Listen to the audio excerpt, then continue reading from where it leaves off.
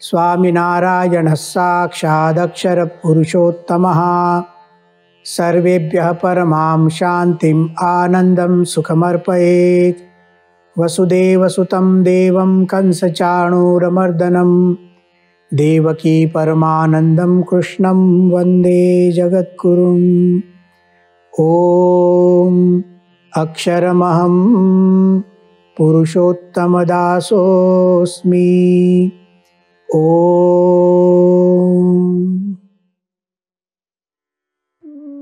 जीवन में शांति और आनंद प्राप्त करने के लिए, जीवन में स्थिरता प्राप्त करने के लिए, विचारों में स्थिरता प्राप्त करने के लिए 3 दुर्गुणों का परित्याग करने का उपदेश श्रीमद् भगवद गीता में किया गया है। भगवान श्री कृष्ण अर्जुन को कहते हैं, स्थित प्रज्ञ किसे कहते हैं? वीत राग भय क्रोधः स्थितधीर मुनिरुच्यते। जो व्यक्ति जीवन में से राग अर्थात वासना का परित्याग करता है, भय का त्याग करता है और क्रोध का त्याग करता है, उसकी बुद्धि परमात्मा के स्वरूप में स्थिर रहती है। वह जीवन का आनंद का अनुभव करता है। हम बात कर रहे थे भय का परित्याग करने की, कुछ चिंतन हमने पहले किया और आवश्यक है इस पर ज्यादा चिंतन करें, क्योंकि हमारे जीवन में पुनः पुनः भय आता है। एक भविष्य का भय होता है, भविष्य में मेरा क्या होगा। एक सुरक्षा के लिए शंका रहती है, मेरी रक्षा होगी या नहीं, ठीक से मेरा व्यवहार चलेगा या नहीं, और शंका में से भयान्वित एक जीवन बनता है। श्रीमद् भगवद गीता हमें सिखाती है भय का परित्याग करो। कभी कभी व्यक्ति के जीवन में बड़ा प्रश्न आता है और डर जाता है। समझो व्यवहार में कोई प्रश्न आ गया, हम बिजनेस करते हैं, बहुत बड़ा घाटा हो गया, तो वास्तविक एक दुख आ गया, उसका स्वीकार कर लीजिए। लेकिन कभी कभी एक सामाजिक प्रेशर होता है, सोशल प्रेशर होता है, कुटुंब में हमारे स्वजन रहते हैं, उनकी ओर से एक प्रेशर रहता है और हम अंदर ही अंदर डर जाते हैं और हमें लगता है कि अब समाज में मेरा क्या होगा, लोग मुझे कैसे देखेंगे। ऐसे प्रश्न में जब हम मग्न हो जाते हैं, डर जाते हैं, कभी कभी गलत रास्ते चल जाते हैं, और उन गलत रास्तों में से एक गलत रास्ता जो है वह है आत्महत्या, आपघात, सुसाइड करना। डरने से व्यक्ति सुसाइड कर लेता है भयान्वित होकर। श्रीमद् भगवद गीता में सिखाती है डरो मत। हाँ, जीवन में कुछ भूल हो गई, कुछ क्षति हो गई, कुछ न करने जैसा काम हमने कर दिया जिसको समाज भी स्वीकार नहीं कर सकता है, ऐसा कुछ काम हो गया, जो क्षति भूल हो गई उसका स्वीकार कर लीजिए। योग्य हो तो माफी मांगिए, सुसाइड मत कीजिए। आत्महत्या कभी भी नहीं करनी चाहिए। आत्महत्या किसी भी प्रश्न का समाधान नहीं है। गुरुदेव परम पूज्य महंत स्वामी जी महाराज ने सत्संग दीक्षा नामक ग्रंथ में लिखा है, आत्मघातोपि हिंसैव। आत्महत्या करना, सुसाइड करना एक प्रकार की हिंसा है। आत्मघात, अपने आप की हिंसा कर रहे हैं, और किसी की तो हिंसा नहीं करनी है, लेकिन अपने आप की भी हिंसा नहीं करनी है। आत्मघातोपि हिंसैव न कार्यः अतः कदाचन। कभी भी सुसाइड मत कीजिए। गुरुदेव कहते हैं, लोग तरह तरह से सुसाइड करते हैं। पतन गलबंधाद्यैर विषभक्षादिभिस्ततः। कोई ऊपर से गिरते हैं, कुछ गला बांध लेते हैं, विष खा लेते हैं। क्या जरूरत है? पूरा विश्व आपको मदद करेगा। अरे आपके पास आपके मित्र हैं, आपको पता नहीं, वे लोग भी मदद करेंगे। कोई तो आएगा, और भगवान तो है ही। भगवान सबके आधार है, तो मेरे क्यों नहीं? एक बलपूर्ण विचार करना चाहिए। गुरुजी ने फिर लिखा, दुख लज्जा भय क्रोध रोगात्यापत्ति कारणात्। लोग क्यों सुसाइड करते हैं? उसके कारण है यहाँ दुख, जीवन में दुख आता है और लज्जा होती है। समाज में मैं कैसे मुंह दिखाऊं? देखो, एक सामाजिक प्रेशर हो गया। भय और डर जाते हैं। कभी कभी गुस्से में लोग आ जाते हैं और आत्महत्या कर लेते हैं। रोग, शरीर में रोग आ गए, दीर्घ काल तक रोग चला और फिर होता है बस चलो अब आत्महत्या कर लेते हैं। कभी कभी सद्बुद्धि से आत्महत्या करते हैं। सद्बुद्धि अर्थात समझो रोग आया, बहुत पैसा जाता है, तो मेरी वजह से बहुत पैसा जाता है, अब मुझे सुसाइड कर लेना चाहिए। यह भी गलत बात है। रोगाद्यापत्ति कारणात् कभी भी मत कीजिए। गुरुदेव यहां तक लिखते हैं, तीर्थेपि नैव कर्तव्यः। कोई लोग ऐसा मानते हैं तीर्थ में जाकर यदि हम आत्महत्या करते हैं तो पुण्य मिलता है, मोक्ष गति मिलती है। ऐसा भी नहीं है। तीर्थ में जाकर भी आत्महत्या कभी भी नहीं करनी चाहिए। तीर्थेपि नैव कर्तव्य आत्मघातो मुमुक्षुभिः। कुछ लोग पुण्य की इच्छा से आत्मघात को, आत्महत्या को भी, सुसाइड को भी एक पुण्य कर्म मानते हैं कि ऐसा करने से कुछ मुझे फल मिलेगा, कोई देवता प्रसन्न हो जाएंगे। ऐसी भावना से भी कभी भी आत्महत्या नहीं करनी चाहिए। गुरुदेव लिखते हैं, नैवापि मोक्ष पुण्याप्ति भावात् कार्य सतत्र च। पुण्य क्षेत्र में भी, पुण्य की इच्छा से भी कभी भी आत्महत्या मत करो। आत्महत्या कोई उपाय नहीं है। कोई अच्छे लोगों को मिलिए, मार्गदर्शन लीजिए। आपके जो हितेच्छु है उनका मार्गदर्शन लीजिए। महापुरुषों के पास जाइए, गुरुजनों के पास जाइए, जो अनुभवी है, जो जीवन में मार्गदर्शन कर सकते हैं, उनके पास जाइए। श्रीमद् भगवद गीता पढ़िए। कहाँ लिखा है गीता में आत्महत्या करने की बात? गीता ने तो स्पष्ट लिखा, दुखेष्वनुद्विग्न मनाः। गीता ने ऐसे नहीं कहा कि दुख नहीं आएगा। गीता ने हमें समझाया दुख तो आएंगे ही, उद्वेग मत करो, भय मत करो, आत्महत्या मत करो। कुछ रास्ता ढूंढ निकालो, पॉजिटिव थिंकिंग करो। पॉजिटिव थिंकिंग क्या है? भगवान सर्वरक्षक है, यह पॉजिटिव थिंकिंग। पॉजिटिव थिंकिंग क्या है? भगवान मेरे साथ है, यह पॉजिटिव थिंकिंग है। पॉजिटिव थिंकिंग क्या है? भगवान ने करुणा कर मुझे एक अद्भुत शरीर दिया है, यह पॉजिटिव थिंकिंग है। पॉजिटिव थिंकिंग क्या है? भगवान ने अद्भुत शरीर दिया, अद्भुत शक्ति भी दी है, यह पॉजिटिव थिंकिंग। और मैं उसका उपयोग कर सकता हूं, मैं निर्भय हो सकता हूं। वीतराग भय क्रोध, कितना अद्भुत वाक्य श्रीमद् भगवद गीता का है। कुछ लोग अंधश्रद्धा से डरते हैं। अंधश्रद्धा एक प्रकार का अज्ञान है। देखिए, छोटी छोटी अंधश्रद्धाएं होती हैं।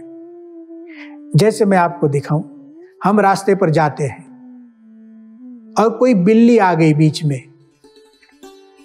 तो कुछ लोग डर जाते हैं, घर से निकलते हैं, अच्छा काम करने जाते हैं। यदि बिल्ली बीच में आ गई, ओ मेरे रास्ते में बिल्ली आई, कुछ मेरा बिगड़ने वाला है, घर में वापस चला जाता है। अंधश्रद्धा, भय, डर को दूर करो। अरे बेचारी बिल्ली, जैसे भगवान ने हमें बनाया ऐसे ही बिल्ली को बनाया है, उस पर दोषारोपण क्यों करते हैं? अरे कभी आप भी बिल्ली के रास्ते में आते हैं, क्या बिल्ली डरती है? क्या वह सोचती है कि मेरा बिगड़ जाएगा? अंधश्रद्धा, अपशुकन लोग कहते हैं। कुछ लोग नंबर से डरते हैं,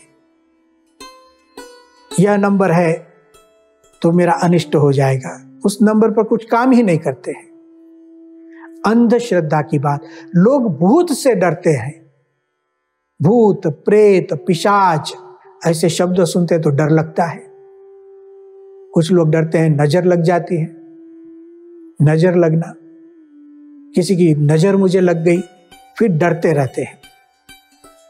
कभी कभी आपने रास्ते पर देखा होगा, नींबू, मिर्ची, ये सब रास्ते पर होता है। लोग करते हैं, गलत या सही इसकी चर्चा नहीं करनी है। मैं निर्भयता की बात कर रहा हूं। डर को छोड़ दो। रास्ते में हम नींबू देखते हैं, चलकर जाते हैं, मिर्ची है, और कदाचित अनजाने में हमारा पैर यदि उस नींबू पर आ गया, उस मिर्ची पर पैर आ गया, और हमने देखा ओ हो, ये तो जादू मंत्र वाली मिर्ची है, जादू मंत्र वाला नींबू है। कितना डर लगता है। पूरा दिन एक संशय चलता है, क्या कुछ मुझे हो तो नहीं जाएगा, कुछ मुझे हो तो नहीं जाएगा। अरे भगवान के आश्रित हैं, पर ब्रह्म परमात्मा के उपासक हैं, पुरुषोत्तम नारायण मेरे स्वामी हैं। अब मुझे डरने की क्या बात है। सर्वोपरि सर्व समुत्कृष्ट सर्वशक्तिमान भगवान का मैं भक्त, और ऐसी सामान्य चीजें, जादू मंत्र, नींबू, मिर्ची, उससे डरते हैं। एक प्रसंग याद आता है, जब हम छोटे थे, गणित का ट्यूशन पढ़ने जाते थे, और सुबह 8 बजे ट्यूशन शुरू होता था, और जो हमारे पढ़ाने वाले गुरुजी थे, उनके घर तक पहुंचने में आधा घंटा होता था। और हमारे जैसे हम सब छोटे बच्चे थे, और 7वीं 8वीं क्लास में पढ़ने वाले बच्चों का एक साथ ट्यूशन होता था। तो सब रास्ते पर चलते जब सुबह निकलते थे, तो सुबह में नींबू और मिर्ची रास्ते में ऐसे रखी हुई मिलती थी। हम सब तो छोटे थे, हमें तो ये कोई पता नहीं था, कोई ज्ञान नहीं था। लेकिन बच्चों को अच्छा तो ये लगता था कि नींबू मिल गया तो फुटबॉल की तरह उसको मारते मारते मारते समय भी बीतता था, और जल्दी हम गुरुजी के घर पहुंच जाते थे। अब यह तो सब मंत्र वाले नींबू, मंत्र वाले मिर्ची होती है। तो 7-8 बच्चे नींबू को मारते मारते 7-8 नींबू गणित के जो गुरुजी थे ट्यूशन वाले, उनके घर तक पहुंचते थे। अब होता था क्या, उनके घर पर ये सब नींबू इकट्ठा होते थे। हम तो ट्यूशन पढ़ने बैठ जाते थे। ट्यूशन पूरा होने पर हम निकल जाते थे चैन से, हमें तो कोई चिंता नहीं थी। अब चिंता उस टीचर को होती थी, गणित के प्रोफेसर को, हमारे गुरुजी को। वो स्पर्श भी नहीं करते थे नींबू को। अरे आप लोग ये नींबू लेकर यहाँ आए, अब मेरा क्या होगा, मेरे आंगन में ये सब नींबू। देखो, गणित के प्रोफेसर, शिक्षक है, प्राध्यापक है, भय तो है। अंधश्रद्धा, भगवान के जब हम भक्त हैं तो अंधश्रद्धा मत रखिए। इसका मतलब यह नहीं कि हम उद्दंड हो जाएं। हाँ, हम रास्ते में चलते हैं तो ऐसे दिखता है तो एक साइड से निकल जाइए, उसकी चर्चा मत कीजिए, उसकी चिंता भी मत कीजिए, उससे डरिए भी मत। एक स्वस्थ जीवन जीविए, भगवान की शरण में रहिए, भगवान का अनुसंधान रखिए। काल, कर्म और माया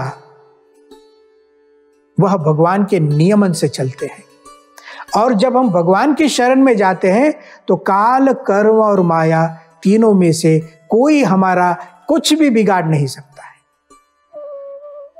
हमें डर लगता है भविष्य का, इसलिए ज्योतिष को दिखाने के लिए जाते हैं। ज्योतिष एक अद्भुत विद्या है, शास्त्रोक्त विद्या है, उसका हम खंडन नहीं करते हैं।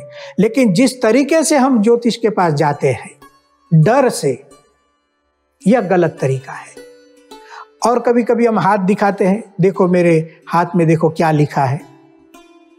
अरे भगवान की इच्छा से जो मिला बस उसका स्वीकार कर लीजिए, चिंता क्या है। यदि हस्तरेखा में लिखा है तो अब क्या कुछ जाएगा तो नहीं, जो होना है सो होना ही है। हस्तरेखा दिखाने जाते हैं। एक बार अद्भुत प्रसंग हमने देखा था हस्तरेखा के बारे में।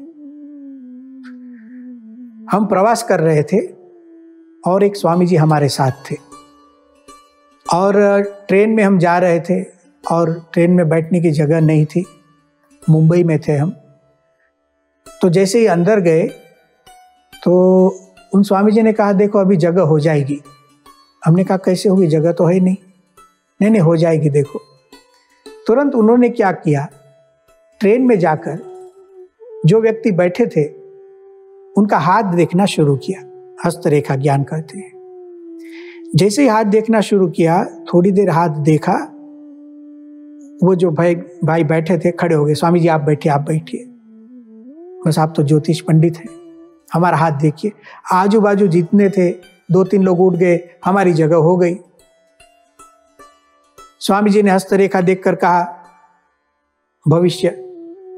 उन्होंने कहा कि आप बहुत काम करते हैं, घर का काम बहुत करते हैं, समाज का काम बहुत करते हैं, लेकिन आपकी कदर नहीं हो रही है। कोई आपकी कदर नहीं करता है, आपके काम की कदर नहीं करता है, आपका एप्रिसिएशन कभी नहीं होता है। वो चकित हो गए। स्वामी जी आपको कैसे पता चला ये सब? उन्होंने कहा आपकी हस्तरेखा में लिखा है। क्या हस्तरेखा में लिखा है? ये तो मनुष्य मात्र का प्रश्न है। मेरी कदर कोई करता नहीं, मैं सबके लिए काम कर कर मर जाता हूं, कोई मेरी सुनता नहीं, सबका प्रश्न है। तो ये तो एक आनंद का प्रसंग था। फिर स्वामी जी ने सबको सुनाया, देखो भगवान की इच्छा से सब चलता है। हस्तरेखा तो भगवान की इच्छा से, हाथ मिले उससे काम करो, उसमें रेखा देखकर क्या करना है। धीरे धीरे स्वामी जी ने सबको बात सुनाई। स्वामी जी स्वयं खड़े भी हो गए और कहा कि आप बैठिए, आपकी जगह है। कहने का तात्पर्य, डरिए मत। कभी कभी हम ज्योतिषी के पास जाते हैं, ग्रहों का डर लगता है, शनि का डर लगता है, अंगूठी बनाते हैं मंगल की, शनि की। अच्छी बातें बनाइए, कोई योग्य ज्योतिषी मिले, यथार्थ मिले और योग्य रूप से कहे, जो करते हैं उनको मना नहीं करते हैं। डर से नहीं करना चाहिए। कभी कभी क्या होता है, शनि की अंगूठी बनाते हैं, उसका पैसा देना पड़ता है, बहुत पैसा देना पड़ता है। तो पहले कभी कभी ऐसी अंगूठी बनाते, गरीब लोग होते हैं, अंधश्रद्धा से डर जाते हैं, कहीं से पैसा लाकर अंगूठी बनाते भी हैं और फिर पूछते क्या शनि दोष निकल गया? तो कभी कभी ऐसा भी सुनने मिलता है कि पहले तो केवल शनि ही परेशान कर रहा था, अब तो शनि की अंगूठी जिसने बनाई वो भी परेशान करता है। श्रीमद् भगवद गीता कहती है, वीत राग भय क्रोध। प्रमुख स्वामी जी एक बहुत अच्छी बात बताते थे, गुजराती में कहते थे, विषय व्यसन अने वेम प्रभु भजवा दे केम। 3 चीजें ऐसी है जो भगवान का भजन नहीं करने देती। एक पंच विषय, दूसरा व्यसन, एडिक्शन जिसको कहते हैं, शराब पीना, धूम्रपान करना, यह सब व्यसन, और तीसरी अंधश्रद्धा। ये 3 चीजें ऐसी है, प्रभु भजवा दे केम, भगवान का भजन हम कर नहीं सकते हैं। श्रीमद् भगवद गीता हमें निर्भय बनाती है। वीत राग भय। अब तीसरा शब्द क्रोध। भगवद गीता हमें कहती है क्रोध का त्याग कीजिए। क्रोध, किसी क्रोधित व्यक्ति को याद कीजिए, कैसा दृश्य दिखता है। क्रोधाग्नि कहते हैं उसको, क्रोध रूपी अग्नि जलता है व्यक्ति उसमें। जब मनुष्य को गुस्सा आता है क्या होता है? हम सब इसके अनुभवी हैं। सबके जीवन में कभी न कभी गुस्सा तो आता ही है। सोचिए क्या होता है, क्रोध की शरीर पर कितनी असर है। देखिए, जैसे ही पहले तो गुस्सा आता है, उसकी पहली असर उसके शब्दों पर होती है। वाणी बदल जाती है, नई डिक्शनरी खुल जाती है, नया शब्दकोश। जिंदगी में कभी भी न सुने हो ऐसे शब्द जब क्रोधाविष्ट होता है तब व्यक्ति बोलता है, हमें सुनने मिलता है। उसे पता ही नहीं होता है वह क्या बोल रहा है। क्रोध की भाषा अलग होती है। अपशब्द बोलता है, गालियां बोलता है, अपमान कर देता है, विक्षिप्त हो जाता है। जब गुस्सा, देखिए गुस्सा जब आता है तो परिस्थिति क्या हो जाती है। गुस्से में आंखें लाल हो जाती हैं। गुस्सा जब आता है तो कोई कोई लोग कांपने लगते हैं। हमने देखा था एक व्यक्ति को इतना गुस्सा आया तो पूरा शरीर कांपने लगा था। किसी के हाथ कांपने लगते हैं, किसी के होठ कांपने लगते हैं, किसी का संपूर्ण शरीर कांपने लगता है। क्रोध की प्रतिक्रिया देखिए कितना अनिष्टकारी है। हम जब गुस्सा करते हैं तो बुद्धि को भी असर होती है, हमारी स्मरण शक्ति पर असर होती है। श्रीमद् भगवद गीता में कहा, क्रोधात् भवति सम्मोहः, सम्मोहात् स्मृति विभ्रमः, स्मृति भंशात् बुद्धिनाशो, बुद्धिनाशात् प्रणश्यति। जब व्यक्ति क्रोधित हो जाता है, क्रोधात् भवति सम्मोहः, उसकी बुद्धि मोहित हो जाती है, विवेक ज्ञान चला जाता है, उसे पता ही नहीं चलता है मैं क्या कर रहा हूं। एक भूकंप जैसी परिस्थिति हो जाती है। क्रोध लंबे समय तक नहीं चलता है, कुछ समय, बहुत अल्प समय तक चलता है, लेकिन उसकी जो असर होती है, उसका परिणाम भयंकर होता है, पूरे शरीर पर असर, न केवल अपने शरीर पर ही। क्रोधात् भवति सम्मोहः, सम्मोहात् स्मृति विभ्रमः, सब भूल जाता है, स्मृति वंशात् बुद्धिनाशः, बुद्धिनाशात् प्रणश्यति। और फिर पूरे कुटुंब में प्रश्न। क्रोध जहां पर भी है, उसके आसपास जो लोग खड़े हैं, सबके जीवन में प्रश्न। अनुभव है हमें, जब जब हम क्रोधाविष्ट हो जाते हैं और लोगों को भी दुखी करते हैं। भगवान श्री कृष्ण कहते हैं वीत क्रोधः, क्रोध का परित्याग कीजिए।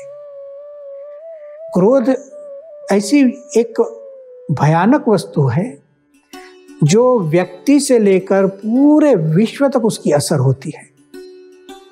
अशांति, सतत अशांति, जलते रहते हैं। हमारे शारीरिक रोग क्रोध से होते हैं, आज विज्ञान कहता है हमें। जो व्यक्ति पुनः पुनः क्रोध करता है, एक जहर है क्रोध। मन के द्वेषपूर्ण विचारों से क्रोध की उत्पत्ति होती है। खाना भी अच्छा नहीं लगता है। देखिए, अब जब आप खाना खाते हैं, सात्विक खाना खाते हैं, कुछ लोग ठीक ढंग से खाना बनाते भी हैं, लेकिन यदि गुस्सा हो गया तो सात्विक खाना भी विपरीत परिणाम लाएगा। कुछ लोगों को एसिड हो जाता है, एसिडिटी बोलते हैं। फिर जो कुछ भोजन किया, सब पूरा भोजन पचता नहीं है, और फिर पेट के प्रश्न शुरू होते हैं, एक के बाद एक रोग आते हैं। एक क्रोध, एक दुर्गुण, और देखिए उसका परिणाम कितना भयंकर आता है। व्यक्ति का जीवन अस्त व्यस्त हो जाता है। श्रीमद् भगवद गीता कहती है क्रोध का त्याग करो, वीत क्रोधः, शांति रखनी पड़ती है। ये गुस्सा ऐसी चीज है, उसको जैसे जैसे कभी कभी छोड़ने का प्रयत्न करते हैं तो लगता है हम ज्यादा गुस्से में आ जाते हैं, लेकिन उसका तरीका गुरुजनों के पास सीखिए। प्रमुख स्वामी जी कहते थे जब भी गुस्सा आए तो भगवान का नाम लीजिए। जो भी भगवान को हम मानते हैं, भगवान श्री राम, भगवान श्री कृष्ण, भगवान शंकर, भगवान स्वामीनारायण, शक्ति के कोई उपासक, जिसकी भी हम उपासना करते हैं, जो हमारे इष्ट देव हैं, उनके नाम का स्मरण कीजिए, उनके नाम का भजन कीजिए।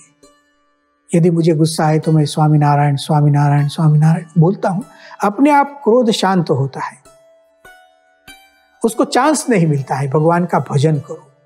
कितना अद्भुत उपदेश श्रीमद् भगवद गीता हमें सिखाती है।